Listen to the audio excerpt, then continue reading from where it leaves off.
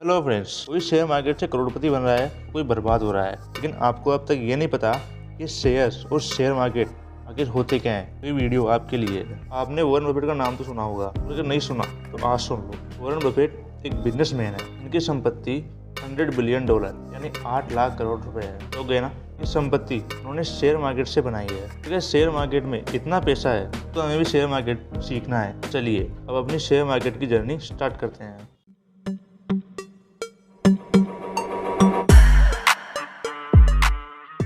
मान लो आपकी एक कंपनी है XYZ। अब आपकी कंपनी को पैसे की ज़रूरत है। अब आप पैसे की नीड को पूरा करने के लिए लोन ले सकते हैं, जिसे आपको ब्याज के साथ चुकाना पड़ेगा। या फिर आपके पास एक और ऑप्शन है, आप अपनी कंपनी की हिस्सेदारी बेच सकते हैं और उसके बदले में पैसे ले सकते हैं, जिसे आपको चुकाना नहीं पड़ेगा। लेकिन कंपनी में आपकी हिस्सेदारी, जिसे इक्विटी कहते हैं, वो कम हो जाएगी और जिसने आपकी इक्विटी ली है वो भी आपकी कंपनी में पार्टनर बन जाएगा।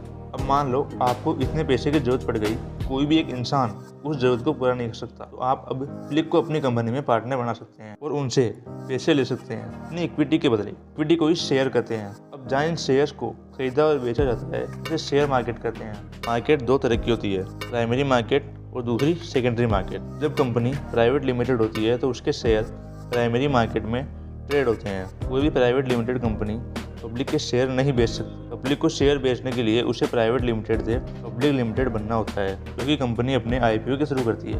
दूसरा होता है सेकेंडरी मार्केट। इसका दूसरा नाम स्टॉक एक्सचेंज भी है। जब कोई कंपनी पहली बार स्टॉक एक्सचेंज पर लिस्ट होती है तो उसे IPO बोलते हैं। अब कंपनी स्टॉक एक्सचेंज के थ्रू पब्लिक से पैसा उठा सकती है। इंडिया में मेजरली 2 स्टॉक एक्सचेंज है। पहला बॉम्बे स्टॉक एक्सचेंज BSE और दूसरा नेशनल स्टॉक एक्सचेंज NSE। अब बात करते हैं कि आखिर ये निफ्टी और सेंसेक्स क्या होते हैं। ये इन स्टॉक एक्सचेंज के इंडेक्स है। जैसे सेंसेक्स BSE का एक इंडेक्स है, इसमें इंडिया की टॉप 30 कंपनीज का एवरेज आता है। उसी तरह निफ्टी NSE का इंडेक्स है। निफ्टी 50 में 50 और निफ्टी 100 में 100 कंपनीज आती है। इंडेक्स जैसे परफॉर्म करता है, पूरे देश की इकोनॉमी भी वैसे ही परफॉर्म करती है, क्योंकि एक देश की इकोनॉमी में कंपनीज का बहुत बड़ा रोल होता है। अगर कंपनियां गिरने लगे तो इकोनॉमी भी गिरने लगती है। अब ये सब बातें तो ठीक है, शेयर मार्केट क्या है, शेयर क्या होते हैं, ये सब हमें समझ में आ गया। लेकिन ये इनका प्राइस क्यों कम या ज़्यादा होता है, मतलब शेयर का प्राइस घटता बढ़ता क्यों है? तो देखिए, किसी भी चीज़ का प्राइस 2 चीज़ों पर डिपेंड करता है, सप्लाई और डिमांड। आपने देखा होगा कि जब किसी चीज़ की सप्लाई कम हो जाती है या बंद हो जाती है तो उसकी प्राइस बढ़ने लगती है। एग्जाम्पल के लिए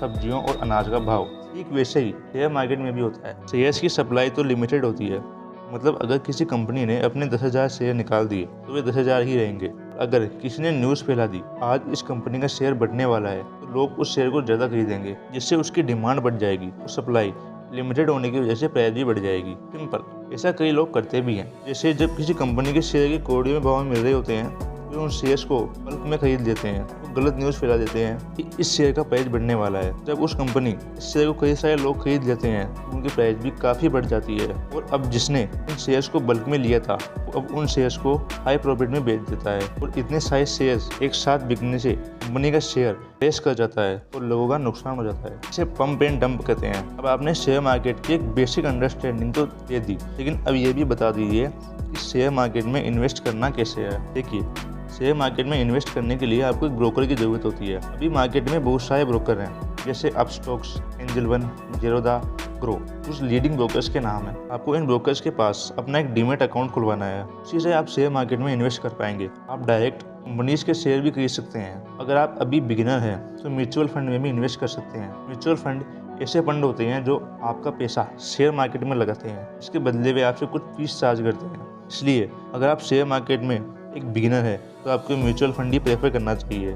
म्यूचुअल फंड में अगर आप एक साथ पैसा लगाना चाहते हैं तो आप लमसम ले सकते हैं, और अगर आप एक साथ पैसा ना लगाकर मंथली इन्वेस्ट करना चाहते हैं तो आप SIP भी कर सकते हैं। आप शेयर मार्केट में 2 चीज़ें कर सकते हैं। आप शेयर्स को लंबे टाइम तक होल्ड कर सकते हैं, इसे वैल्यू इन्वेस्टिंग कहते हैं। या फिर आप शेयर को सस्ते में खरीद कर प्रॉफिट होने पर बेच सकते हैं, इसे ट्रेडिंग कहते हैं। एक बहुत ही लंबा टॉपिक है, इसे किसी और वीडियो में डिटेल से डिस्कस करेंगे। अब आप कंपनी कैसे चूज़ करेंगे इन्वेस्ट करने के लिए, ये भी जान लेते हैं। कंपनी चूज़ करने के लिए आपको कंपनी के फंडामेंटल को एनालाइज करना होगा, इसे फंडामेंटल एनालिसिस कहते हैं। इसमें आपको कुछ चीज़ें देखनी होती है, जैसे कंपनी की ग्रोथ रेट क्या है, उसका प्रॉफिट बढ़ रहा है या नहीं, उसके ऊपर लोन कितना है, कुछ रेशोज होते हैं। फंडामेंटल एनालिसिस के ऊपर भी हम बहुत जल्दी एक वीडियो लाने वाले हैं। इसमें आपको बहुत कुछ सीखने को मिलेगा, इसलिए चैनल को अभी सब्सक्राइब कर लीजिए। तो फ्रेंड्स, ये था शेयर मार्केट का बेसिक इंट्रोडक्शन वीडियो। आशा करता हूँ कि आपको ये वीडियो समझ आया होगा और शेयर मार्केट का कंसेप्ट क्लियर हो गया होगा। और अगर नहीं समझ आया हो